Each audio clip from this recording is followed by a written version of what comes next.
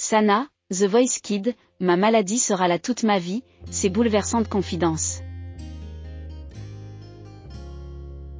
Ce dimanche 9 octobre, Sana, ex-candidate de The Voice Kid sur TF1, était l'invitée du portrait de la semaine de 7 à 8.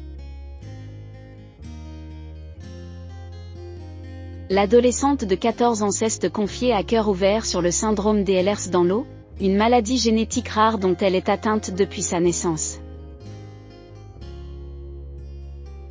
Sana est l'une des révélations de la saison 2022 de The Voice Kids sur TF1 qui s'est achevée ce samedi 8 octobre, avec la victoire de Reno, 11 ans.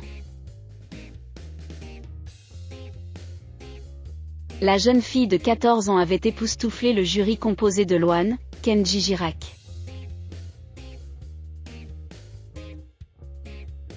Patrick Fiori et Julien Doré de par son interprétation de Ne me jugez pas de Camille Lelouch lors du premier prime le 20 août dernier.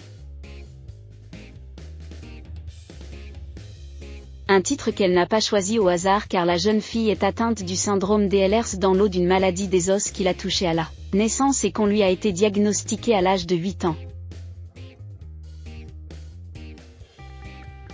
Les paroles de la chanson font écho à son vécu. Je ne veux pas qu'on me juge par rapport à ma maladie, mais qu'on juge mon talent et qu'on voit qui je suis vraiment.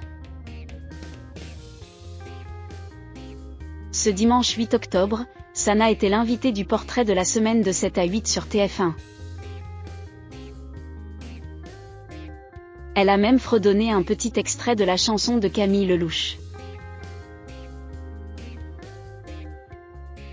Cette chanson de Camille Lelouch a une grande place pour moi aujourd'hui parce que c'est l'histoire d'une personne qui dit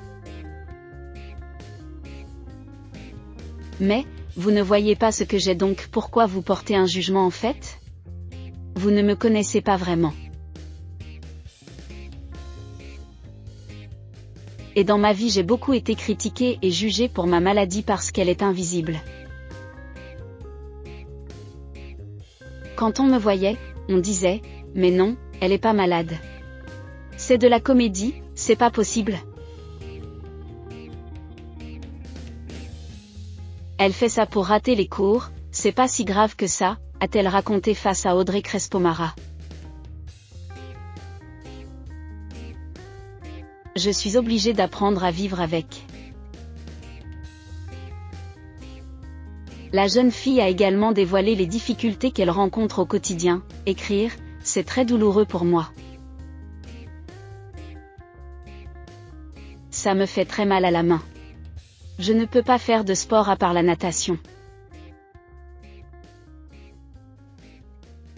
Le sport nécessite des appuis et je peux facilement me faire mal, a-t-elle exprimé.